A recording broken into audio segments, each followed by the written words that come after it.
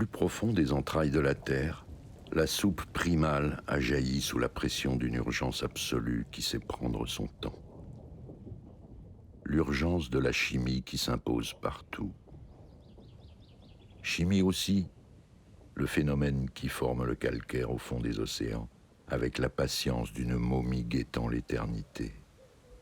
Grain par grain, strate après strate, pendant des milliers et des milliers de jours.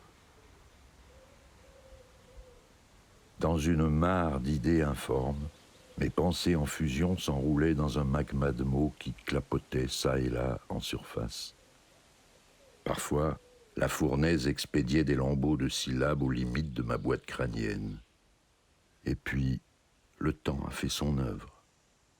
La chimie, couche après couche, sans que je m'en aperçoive, a fabriqué l'envie qui précéda l'idée. D'abord gazeuse, puis liquide et enfin solide comme la pierre, les lapidiales voyaient le jour. Sur les fronts de taille, l'eau, la terre, l'air, le feu et le temps. Il en aura fallu des rapprochements et des combinaisons aléatoires pour enfanter cette improbable conjonction. Rassembler dans une même idée l'envie de vivre un long rêve, la rencontre avec un lieu, l'apprentissage de l'autre et la fête de l'humanisme, le respect de la matière et la volonté de laisser une trace comme un cadeau fait à ses descendants, une marque infime flottant à la surface du temps.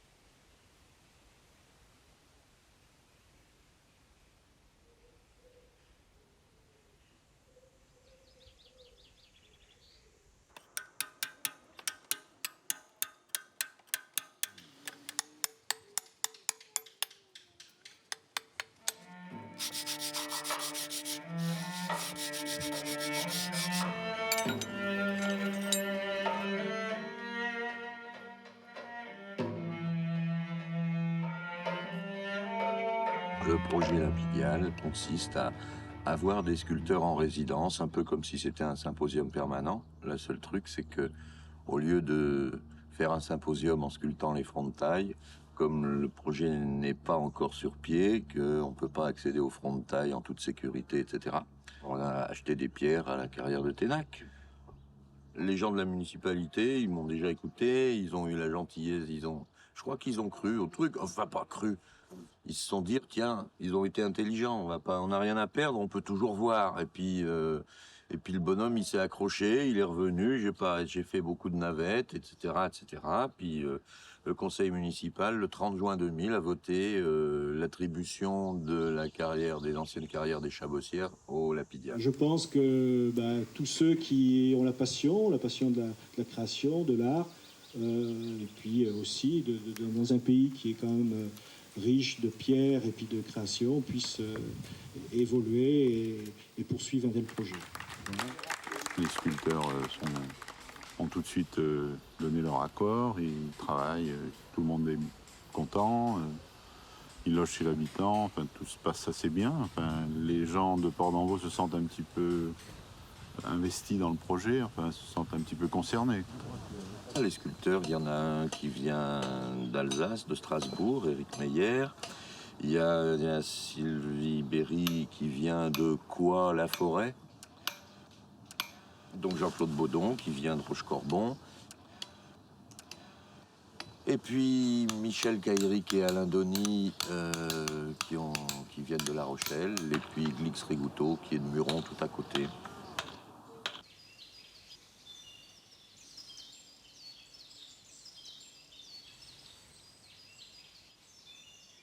Ce que j'ai trouvé de plus marquant, c'est l'esprit. L'esprit est extrêmement ouvert. Mais pas simplement ouvert par idéologie ou par générosité, mais ouvert pour que l'esprit souffle, pour que ça circule, vraiment. Hein? Ça veut dire qu'il n'y a pas d'idée derrière la tête. C'est un projet sans ruse. Hein? Et ça, je trouve ça phénoménalement efficace. C'est un projet généreux que je n'ai vu nulle part. C'est-à-dire quelqu'un qui démarre quelque chose en se disant que d'autres continueront. C'est quand même pas dans la mentalité de l'artiste. L'artiste veut terminer et bénéficier tout de suite de ce qu'il a fait.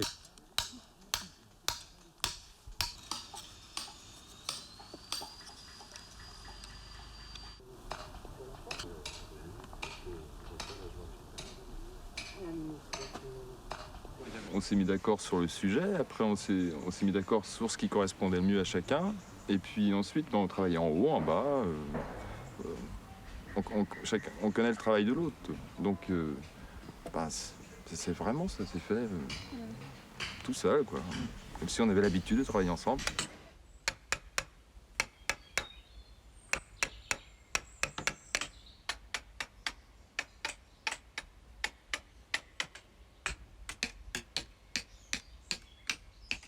Je suis heureuse parce que j'ai eu l'occasion de faire un grand caillou dans un temps donné et que c'est vrai que le projet était quand même un peu ambitieux.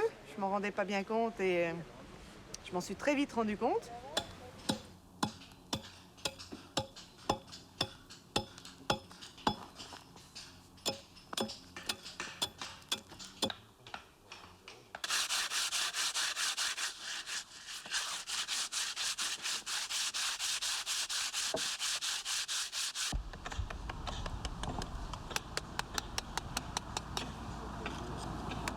Moi, j'ai pas trop l'habitude de travailler quand il y a du monde. Mais bon, ils sont très, très respectueux, très discrets. Et puis, de toute façon, si on est là, c'est aussi pour pouvoir causer avec eux. Alors, c'est bien, c'est un bon exercice.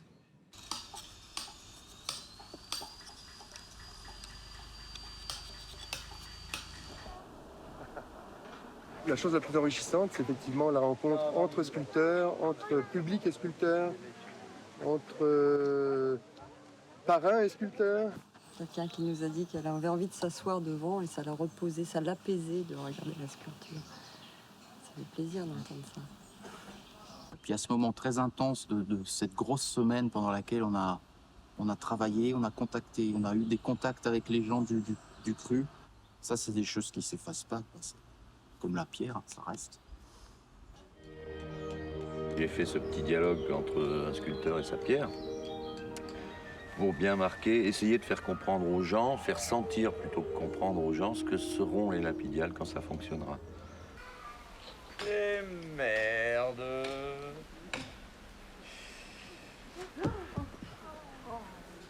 Oh, attends, là. Et qu'est-ce qui se passe ici, là? C'est quoi, ça, cette pierre qui parle? Tu veux dire que le bâtiment s'est écroulé?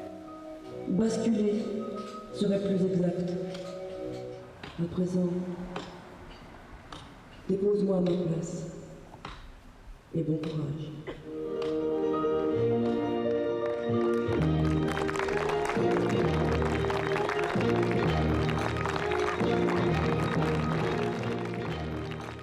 Tout ce qu'on a là sur la préfiguration, on le retrouvera à un niveau ou à un autre sur les lapidiales, c'est-à-dire l'accueil des gens, qui se sentent bien, qui se sentent chez eux. Il n'y a pas de patron en lapidial.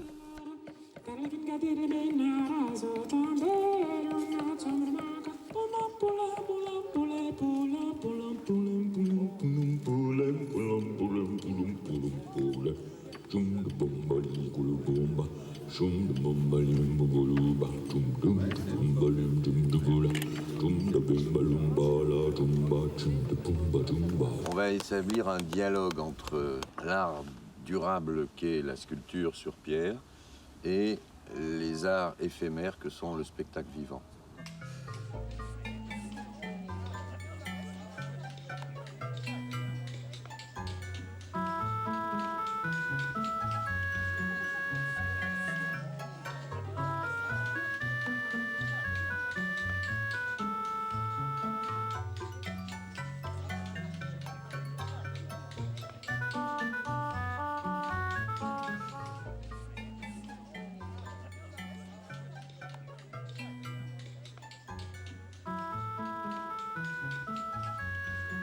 c'est une zone dédiée à l'imaginaire. C'est ça qui nous amène tout simplement au théâtre.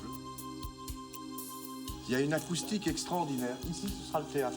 On va monter des gradins. Alors, je pensais au départ, dans mon rêve, on sculptait des gradins, on sculptait des spectateurs. Et les gens qui vont assister au spectacle au milieu de sculptures qui auraient vu les spectacles précédents, etc. Donc on modifie un peu, parce que là, il n'y en a pas de la roche, on a du remblai. On a de quoi monter des gradins. Et puis, on fera à la terre et cuit sauvage des spectateurs, des groupes ou des tout seuls, un groupe, un machin. Et les gens, ça c'est essentiel, qu'il y ait des sculptures qui regardent le spectacle. Ça, c'est le projet, tu vois, et donc voilà.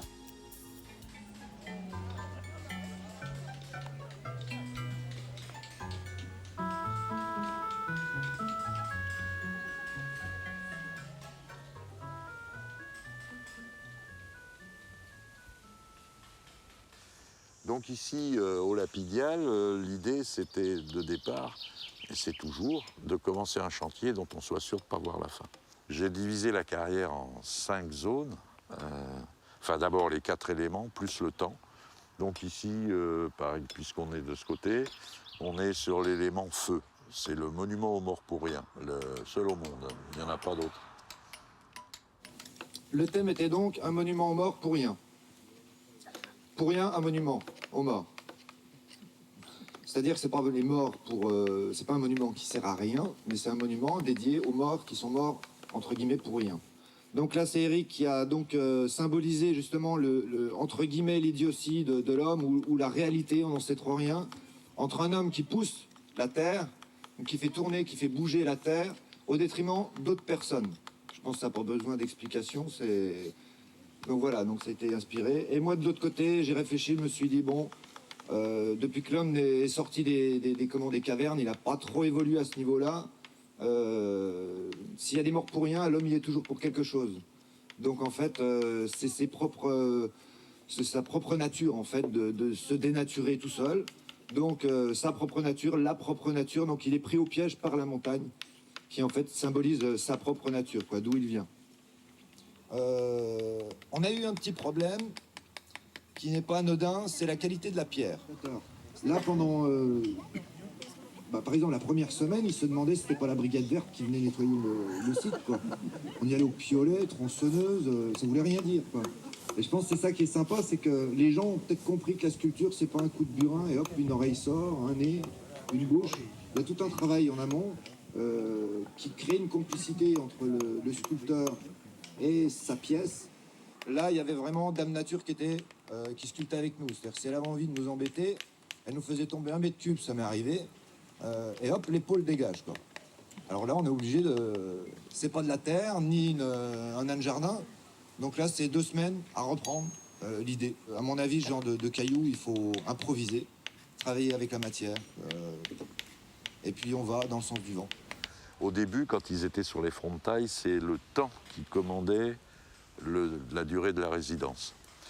Et c'est important parce que d'habitude, sur les symposiums, les sculpteurs, bon, ils font grosso modo toujours la même chose parce qu'ils ont 8 jours, 15 jours au maximum.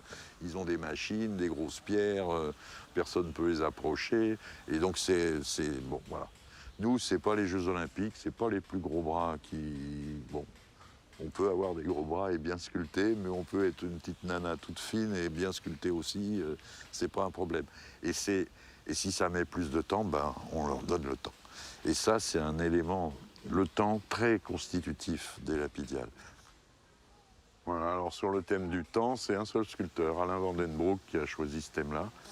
Et lui, il est revenu beaucoup de fois, il a plus de 6 mois de boulot là-dessus. Il a commencé par un Chronos qui mange ses enfants, sa petite femme, et puis après, il a déliré complètement. Et puis derrière, il y a des symboles de tout, il s'est amusé avec le temps. Là, on a un escargot géant qui fait la course avec une bagnole, on a des trucs comme ça. Puis il a fait son petit Petra, quoi. Il a fait... voilà. Alors, il faut s'approcher, il y a 1000 symboles, il y a 1000 choses. Et ça sort des fois avec des ocres, des rouges, il y a plein elle exsude pas mal de choses. Et on ne sait pas. Mais c'est vivant. Je suis sûr que la pierre est vivante. D'ailleurs, je ne sais plus, il y a 2 ans ou 3 ans, je ne sais plus, ils ont trouvé qu'il y avait de l'ADN dans du calcaire. Autrement dit, ce serait du vivant, ce qui n'est pas étonnant, puisque ça se constitue au fond de l'océan par sédimentation de micro-organismes. Donc, voilà, du plancton, du bestiole, de tout. Donc ici, c'est l'élément R. C'est les plus hauts fronts de taille. Et j'ai appelé ça de l'abîme à l'azur. Avec la première qui a été faite ici en 2006, c'est un Français, Alain Donny, qui s'est fait un géant qui s'extirpe. Après, on a eu Paora Tuaterangiawa qui, lui, a fait la plus grande sculpture en pierre maori au monde. Il y avait un côté sacré dans son travail, et Paora était très branché pour partager et pour faire connaître sa culture. Et donc il a fait ça, parce qu'on va voir tout à l'heure dans la grotte, on voit pas d'ailleurs, parce que c'est un peu sombre, parce que 2 ans avant, en 2007, il est venu et il y avait un sculpteur en résidence, Joël Thépeau, là-bas dans la grotte, qui a fait un genre d'hôtel à la mémoire des carriers qui ont travaillé ici et qui sont morts. Et comme ici, ça avait été une décharge, il y a plein de symboles, de téléphones, de bouts de poterie et de machin. Et lui, ça lui a donné l'idée de faire une sculpture. À Paora, ça lui a donné l'idée de faire une sculpture en hommage aux Maoris qui sont venus en Europe et en France en particulier, et qui sont morts pendant la guerre de 14 et la Deuxième Guerre mondiale. 3 résidences de 2 mois, 2009, 2011, 2013. Et en 2015, la chefferie maori de Nouvelle-Zélande a décidé de consacrer la sculpture. Ils ont donné vie à la sculpture avec une fête qui a duré toute la journée et ils nous en ont confié la garde. Voilà. Là, à l'étage supérieur, c'est la forêt, c'est le dieu de la forêt. Au milieu, c'est la vie avec la spirale, c'est la cosmogonie des Maoris. La petite dame qui soutient tout ça, c'est l'arrière-grand-mère du sculpteur qui avait créé une école pour justement entretenir la tradition. Puis le bas, c'est le tiki, c'est le royaume des morts. La sculpture n'avait pas été baptisée, elle n'avait pas été éveillée à la vie et n'avait donc pas encore été acceptée par mon peuple.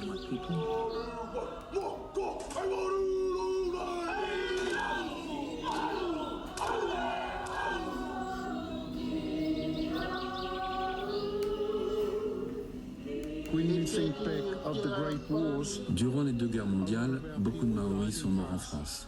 Et pour nous, leurs âmes errent encore ici. Grâce à notre cérémonie, cette déesse de la mort ramènera leurs esprits reposer parmi notre peuple.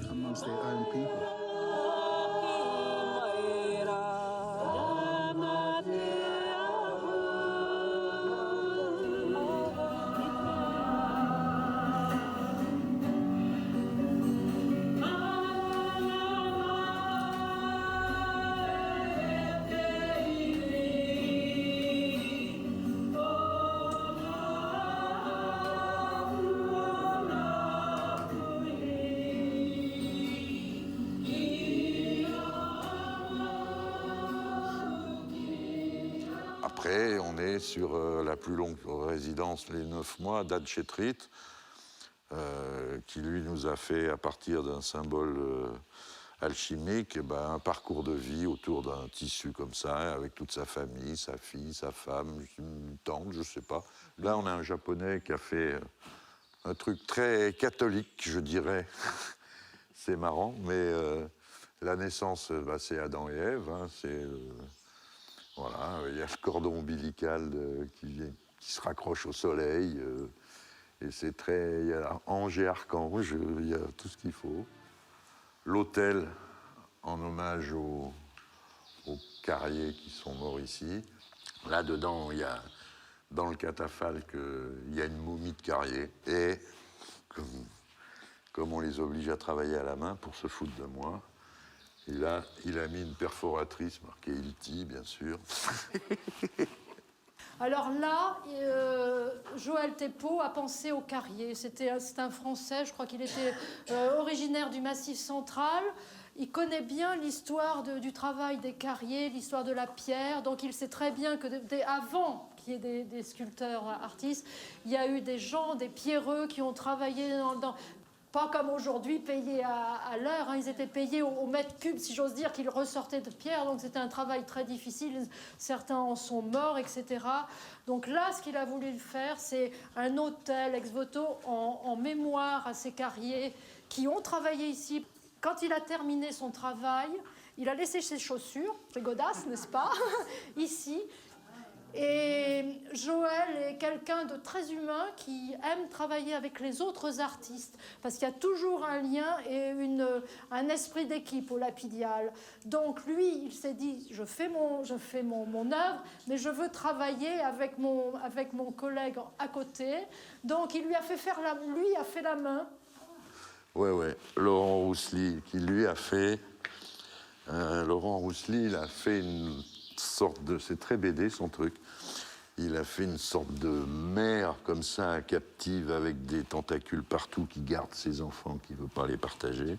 Avec, alors celle-là, elle change de couleur. L'autre jour, elle était toute verte. Ben là, elle commence à virer ocre. Elle n'arrête pas de changer de couleur, et je ne sais pas pourquoi. En tout cas, le papa, il n'arrive pas à se défaire du truc, hein. Visiblement. Sauf, vous allez voir à la sortie là-bas, il y a un bébé qui manque, il est là-bas. On quitte la zone ventre du monde, et là on va passer sur Terre, planète vie.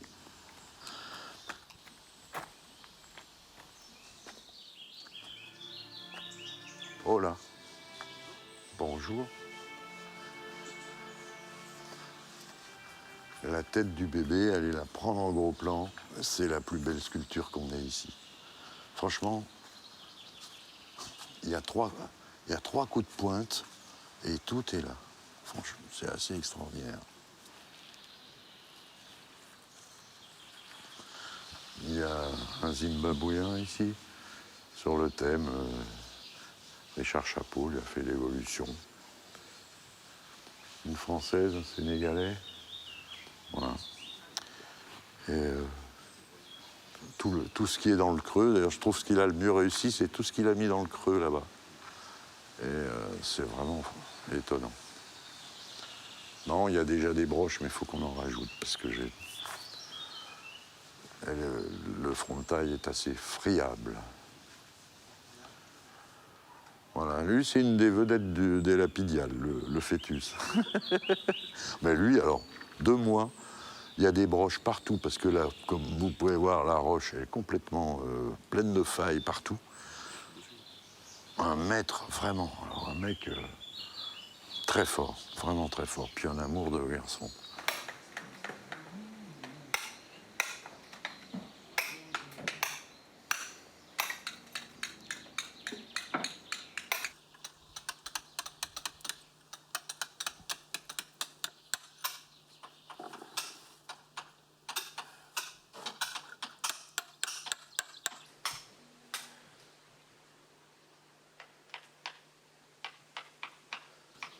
Speak me about your sculpture. Why this form? Why this baby? Why? What can you say about that?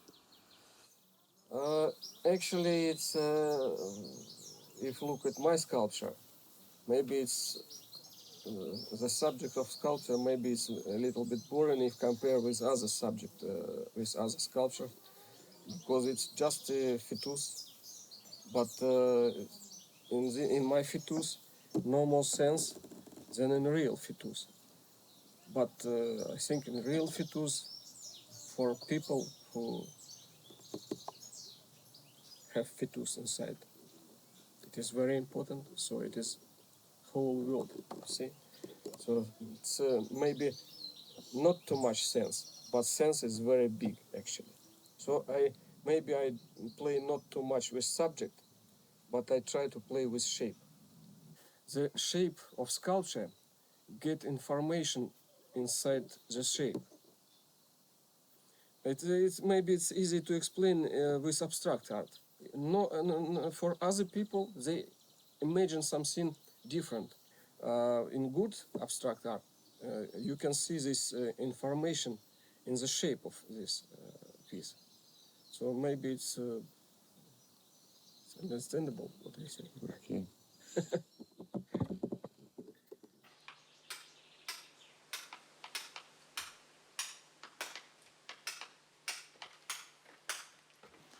Voilà pour Terre, planète, vie, et notre tête de pierre. Et à partir de là, on est sur l'imaginaire du fleuve, parce que c'est la partie la plus proche de la Charente, tout simplement.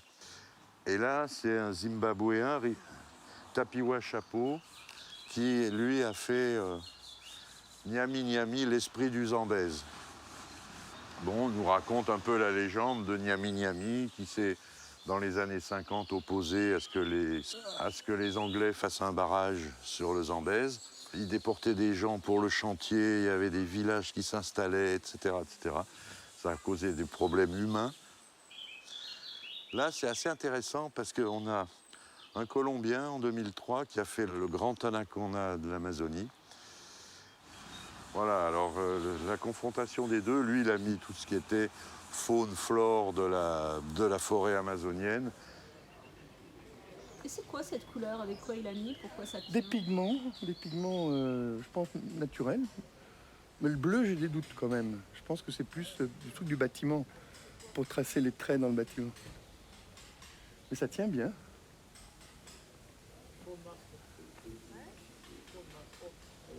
Il fallait que quelqu'un ose le couleur, il a osé.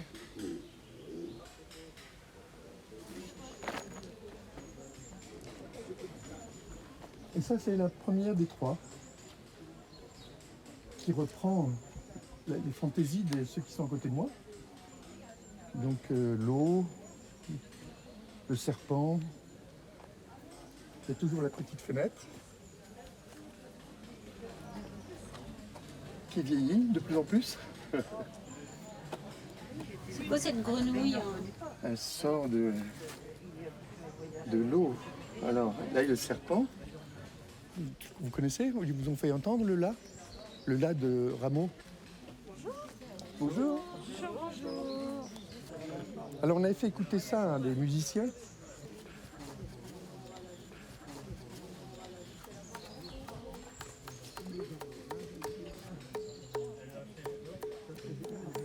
C'est le la de Rameau, paraît-il.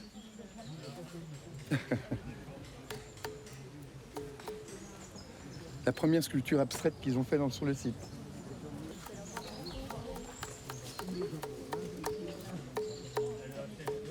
Le projet Lapidial, c'est commencer un chantier dont on soit sûr de ne pas voir la fin, qui continue des décennies et des décennies, et si possible des siècles, mais que donc continue. Et en prenant cette carrière ici, j'ai cherché 5 ans, je savais bien qu'elle était trop petite, le projet ne pourrait pas se faire complètement ici.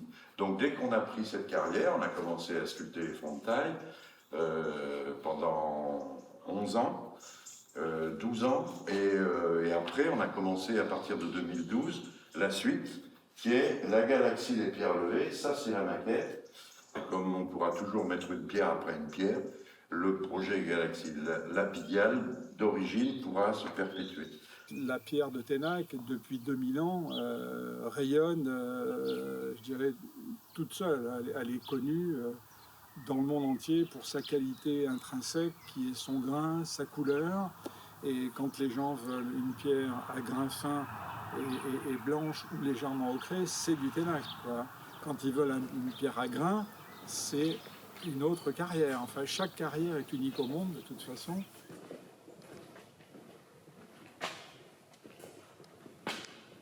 Imaginez que l'ouvrier carrier était face au front de taille, il était à genoux ou à plat ventre, il détourait en fait des blocs de pierre avant leur extraction. Assez rapidement, tous les fronts de taille, qui ne sont pas énormes en fait, ont été sculptés par des artistes qui se sont succédés, environ 6 à 8 par an, suivant les années, suivant les budgets qui étaient disponibles. Donc on a fourni tout ce qu'on a pu fournir en bloc. En plus, Alain avait des exigences très très particulières sur la taille des blocs, qui devaient tous faire la même taille, 2,30 m par 80 par 80. Or, on a énormément de pertes à l'exploitation, on a à peu près 50% de pertes quand on exploite dans la carrière. Et sortir des blocs de cette dimension, on n'en sort pas des centaines par an, hein. On en sort quelques-uns de cette dimension. Et tous ceux qu'on sort, on les réserve pour les lapidaires, en fait. Voilà.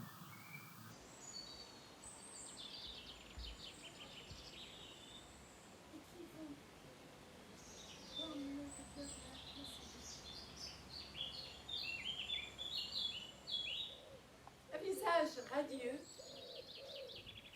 Je lui disais, tu as un sourire de star. Et il répondait en riant, pourtant je ne suis qu'un révolutionnaire d'un petit pays perdu. Il ne faut pas penser à cela. Sinon je ne pourrais pas. Je ne pourrais pas faire face à la journée. Une journée de plus. Sophie commence à faire le départ et après les enfants. Moi j'étais pas là quand il... Ah, moi ça m'aurait bien tenté. Avec ça, tu fais quoi? Là, je vais faire un visage. Ah oui, Donc là, ça va être la tête, là, le nez. Et là, je vais faire la bouche. C'est super joli. Savoir pourquoi c'est pas ça.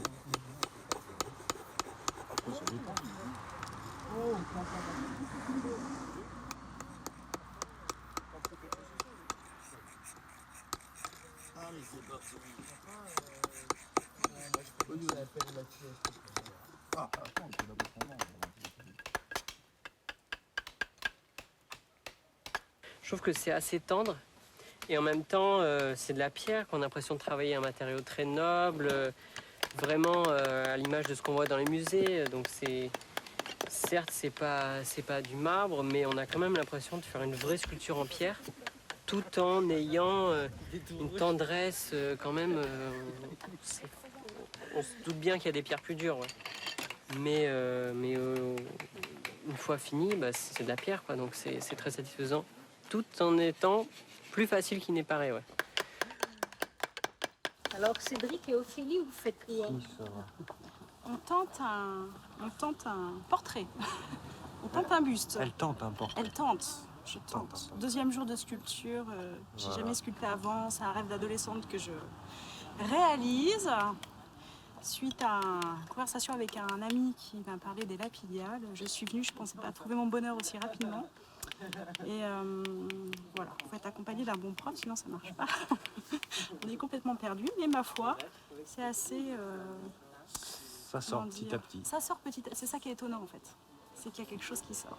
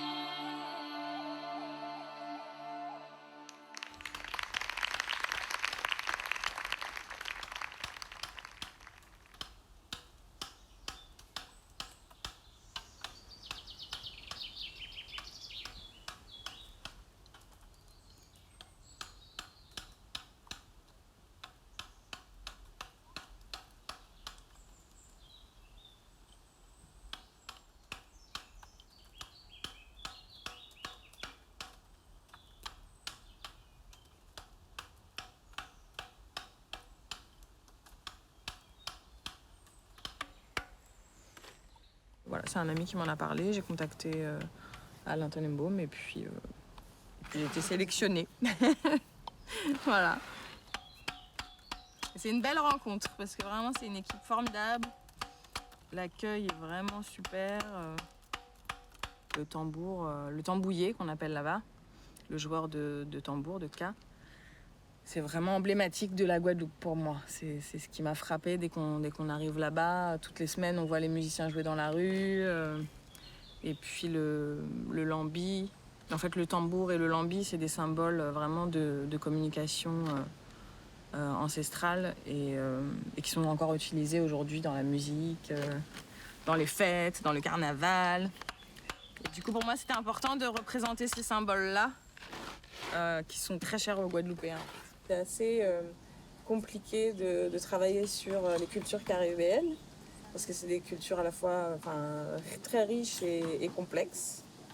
Et donc, j'ai pas trop voulu m'aventurer, justement. Je suis restée dans le domaine musical, parce que pour moi, j'ai trouvé, ça fait donc 6 ans que je suis en Guadeloupe. Et il est vrai qu'on apprend vraiment quand on s'intéresse un peu aux gens là-bas, on apprend vraiment en tant que Français à déconstruire tout ce qu'on a appris sur l'histoire, en fait. Enfin, tout ce qu'on a voulu nous transmettre dans l'histoire et qui est bien souvent totalement faux. Et donc on apprend vraiment à déconstruire tout ça et c'est très intéressant et très enrichissant. Chaque sculpteur qui vient là met un peu de son âme ici, cette passion, et ça reste dans le lieu, ça se ressent dans la sculpture, Et je pense que les gens qui viennent, qui visitent ici, ils sont touchés parce que on sent que les gens y ont mis beaucoup de cœur. C'est la curiosité de découvrir la matière, en fait, ce qu'on peut faire avec les matériaux et comment on peut recréer des formes, comment on peut projeter son imagination dans une matière.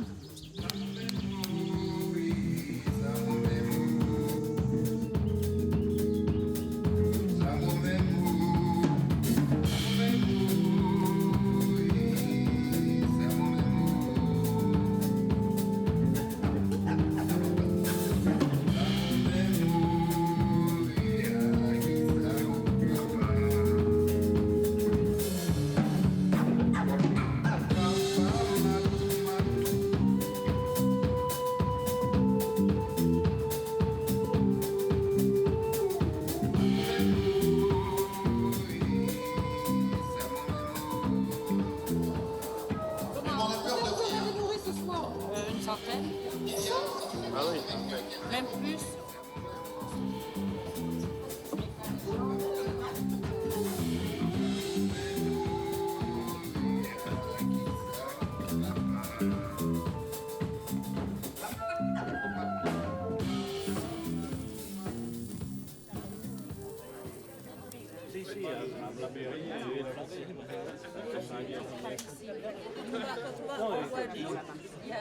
Je suis en retraite depuis, je sais plus, 7 ans, 8 ans, je sais plus. Donc je passe beaucoup de temps ici. Pas forcément à taper sur un caillou, à faire des petites tâches, à réparer le compteur qui marche plus, enfin bon, bref. Il est un peu agent d'ambiance ici. Et agent d'ambiance aussi. C'est le responsable de... Qu'est-ce qu'il est? Ah ben, de la commission technique. Ah, il est responsable de la commission technique. Bon, oui. Enfin, ça, c'est sur le papier. Ouais, c'est bon. C'est bon. Là, ça passe vraiment à travers. On voulait construire un four gaulois, un peu pour s'amuser. Faut reconnaître que bon, on est resté des grands enfants. Et puis bon, après acceptation de Monsieur Tenenbaum, qui a dit bah, débrouillez-vous, c'est votre problème. Et donc on a construit, il nous avait prévenu, je vous préviens, il n'y a pas d'argent, vous débrouillez. Donc on a récupéré plein de matériaux. Et le défi, c'était de construire un four gaulois avec les mêmes matériaux qu'ils utilisaient eux. Donc de la terre, de la chaux et de la paille. Et on a construit un four en s'inspirant d'une tuile qui a été retrouvée vers Tunis, gravée par un légionnaire. Il avait gravé un plan de four. Quand ça a été fini, on était assez contents de nous. On était assis, on buvait l'apéro, enfin on buvait un coup, et on va lui faire une tête.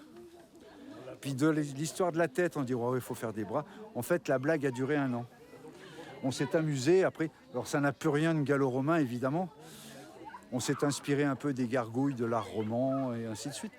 Alors on cuit des pièces que l'on peut faire nous, et puis les enfants des écoles, et puis on organise aussi des ateliers de modelage et on fait cuire les pièces des gens qui nous amènent des pièces à cuire.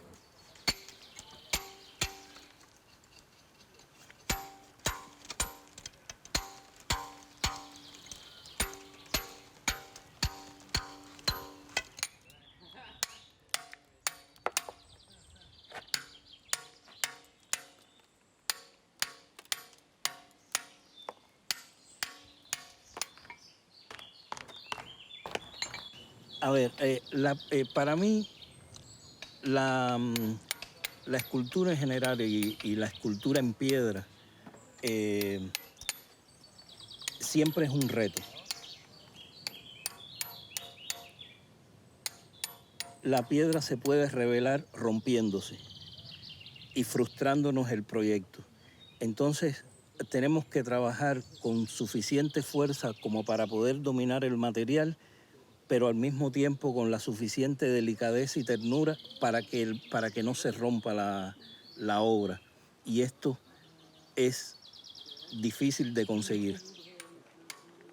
El tema de este año es el Caribe. Y estuve pensando, muchas cosas del Caribe, a todos los pueblos caribeños nos unen varias cosas culturales, históricas, pero una de las cosas que nos une es el Mar Caribe. Y pensé que sería un buen motivo las aves marinas que se mueven de isla en isla y el Mar Caribe como elemento que une todas las culturas de esta zona. Y de ahí salió esta idea.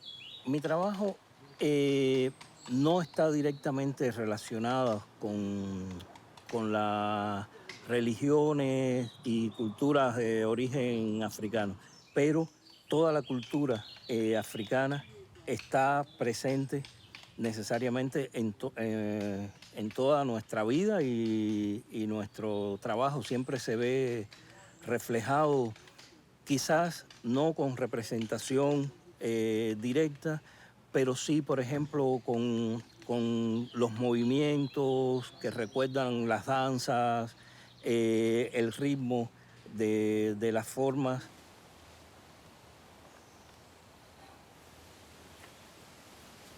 Je viens de la Martinique, je suis enseignant de volume et aussi céramiste.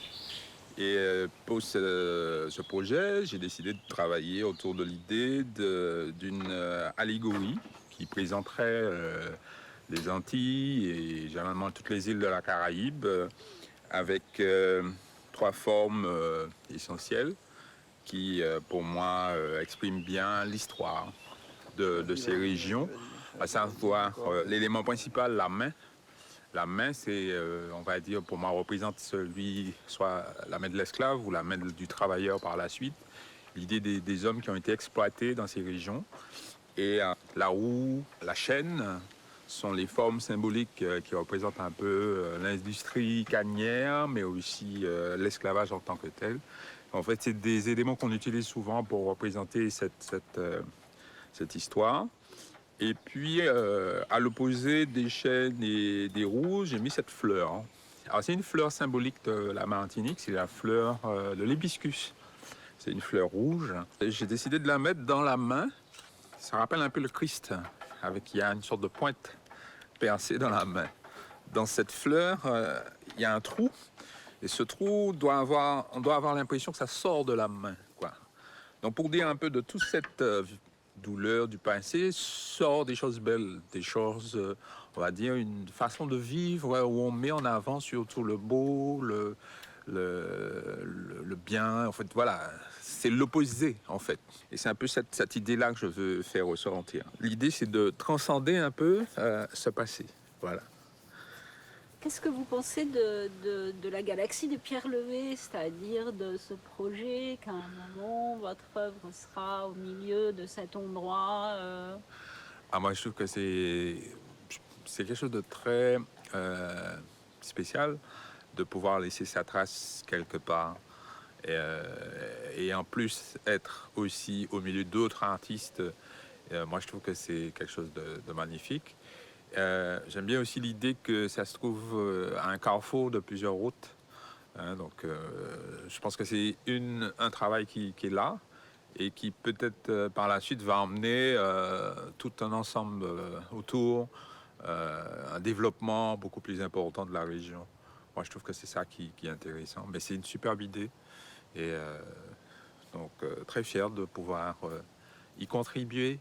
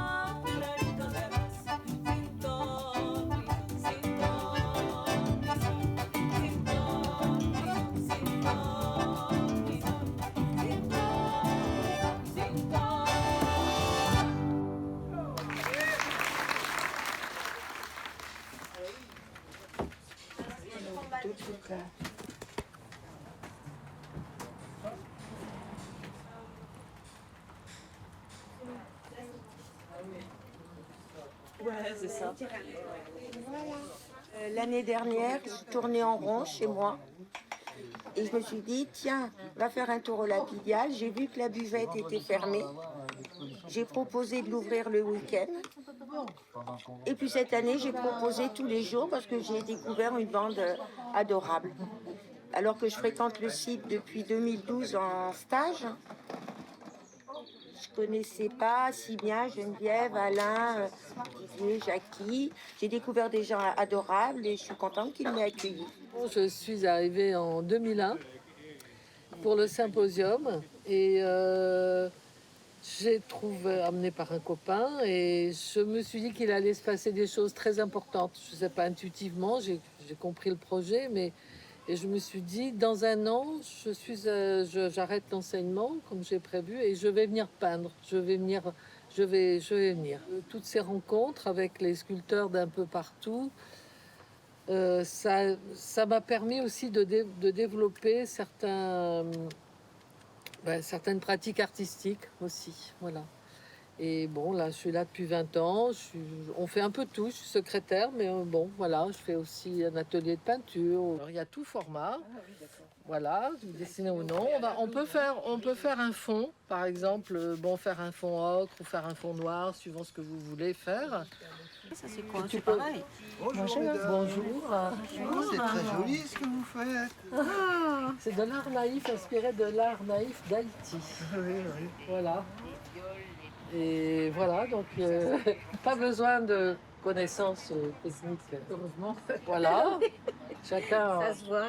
Ah, mais il y en a qui ont du talent quand même. Hein. retrouve son âme d'enfant. Voilà.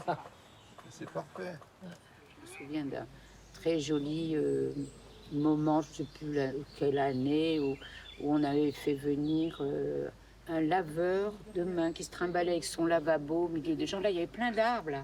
Il n'y avait pas de sculpture, il y avait plein d'arbres. Il y avait un laveur de main qui parlait avec les gens. Il y avait il y a eu des tas d'artistes. Il y a eu donc ça a été des rencontres éphémères, mais en même temps très fortes, parce que c'est des gens qu'on revoit.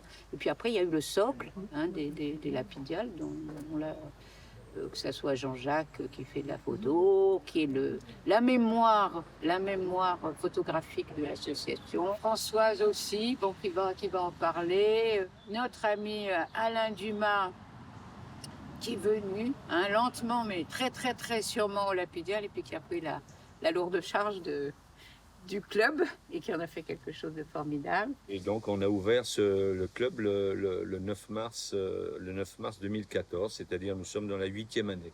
Voilà. Le but, bien entendu, le premier c'est de récupérer de l'argent pour compenser un petit peu les baisses des dons publics. L'osmose s'est pas faite tout de suite entre les gens de l'association et les gens du club. Et puis maintenant, je pense que là, depuis 1 an, 2 ou 3 ans, il y a une incorporation, tout se mélange. Et donc, il y a plus cette espèce de frontière entre les gens qui apportaient de l'argent et ceux qui sont bénévoles au Lapidial. Là, on est en train de vivre une étape dans les Lapidiales. On va passer à la galaxie des pierres levées. On va changer de braquet. Et donc, le club Lapidial, il faudra s'attendre aussi dans les années à venir à ce que ça change, c'est normal. Donc j'aurais fait mon temps. Donc on va essayer de l'accompagner le plus possible. Moi, si vous voulez, je n'ai aucun sens professionnel pour aller démarcher de l'argent. Simplement, je discute, je fais part de ma passion auprès de celles et ceux que je vais rencontrer. Ça marche assez bien. Pour l'instant, on est à 72 mécènes. Donc, on apporte cette année entre 32 et 38 000 euros à l'association. C'est pas mal. Donc, voilà. Alors, on peut faire nettement mieux. C'est ce qu'on va essayer de faire dans les années à venir. Voilà. Je suis bénévole au niveau de l'association et du club.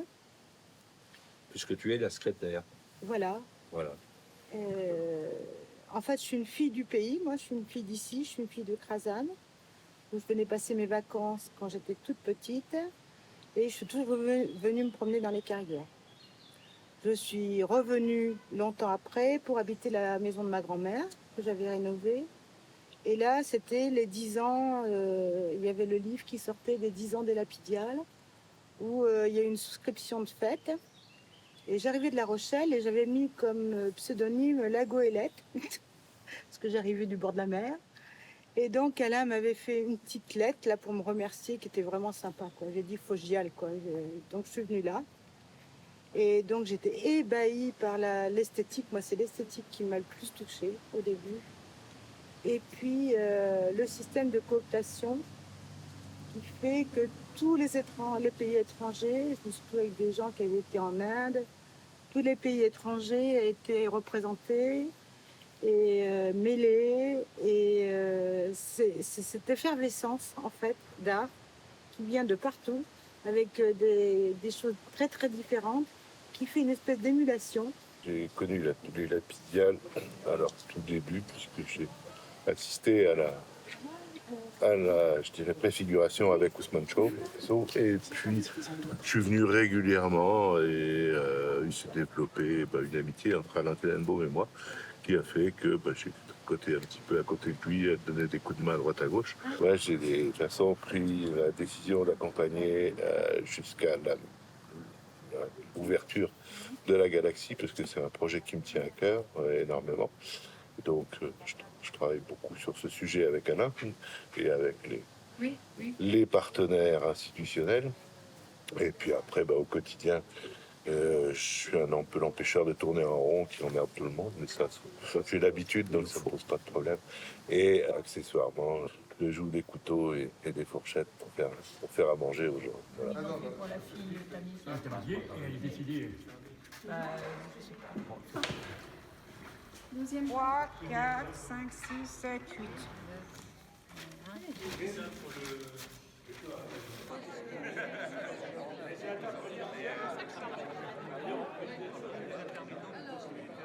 En entendant Thomas tout à l'heure, il m'est venu une réflexion. Oui, je t'ai entendu, parce que j'ai encore bonne oreille. Non, il m'est venu une réflexion, il m'est revenu une réflexion d'Yves Rouquette, qui était un grand ami qui est mort malheureusement, homme politique et poète occitan, et qui a dit « Les Lapidiales, c'est un projet superbe, mais pas trop ». Et tout est dans le « mais pas trop ». Et c'est vachement important aussi d'avoir conscience, même si c'est un grand projet, la galaxie des pierres levées, il faut que ça reste à taille humaine. Et c'est ça que... Voilà.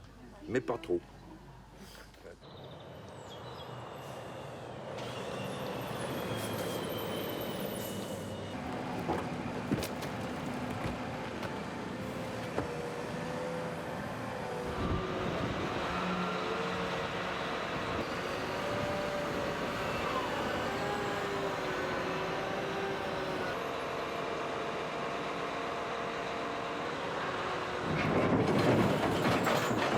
Ça, c'est les 5 pierres mères qui vont symboliser les 5 continents, sur lesquels, plus tard, on gravera pour chaque continent les alphabets.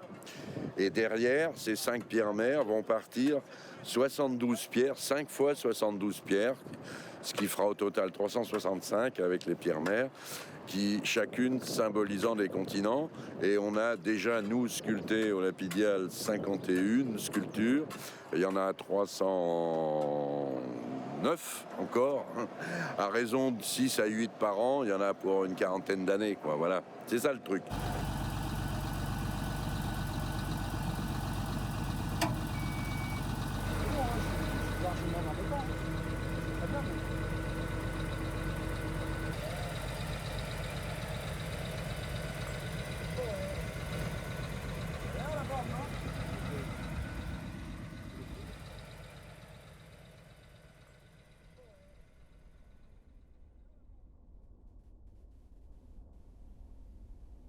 La terre est notre mère commune. Toute remontée vers les époques primordiales traverse nécessairement la pierre. Dans le ventre du monde se noue le mystère de l'émergence et celui de la disparition. La fin s'y dévoile, tout comme le surgissement. La pierre ne se reforme pas dans la nature. En réalité, elle est la seule chose qui meurt constamment, toujours présente alors qu'elle demeure à la merci du temps. L'érosion, toujours, génère une nouvelle beauté où l'homme n'a pas sa part, beauté sauvage, qui serait l'expression pure de la matière demeurée telle. Rescapée de l'univers et des incandescences, la pierre donne alors naissance à la beauté pathétique de la matière malmenée qui a trouvé son repos. Je parle des pierres plus âgées que la vie et qui demeurent après elles sur les planètes refroidies. Je parle des pierres qui n'ont pas à attendre la mort et qui n'ont rien d'autre à faire que de laisser passer sur elles l'averse, le sable ou la vague, la tempête, le temps. Je parle de pierres nues où se cache un mystère plus lent, plus vaste et plus grave que le destin d'une espèce passagère. Je parle de pierres qui se dressent face au ciel ou qui dorment dans la nuit des filons. Elles passionnent le géologue, l'architecte ou l'artiste qui en font des remparts, des palais, des statues et des tombeaux. Tous les humains ressentent la permanence de la pierre par rapport à leur propre fragilité. Ils lui envient la durée, la dureté, l'intransigeance. Elle a suscité tant d'imagination dans les esprits fertiles. La permanence des pierres apporte la sérénité et offre à l'espèce humaine un élément puissant qui l'aide à s'extraire de la routine et du va-et-vient de la vie. Par la pierre et par l'art, entrer dans nos mémoires.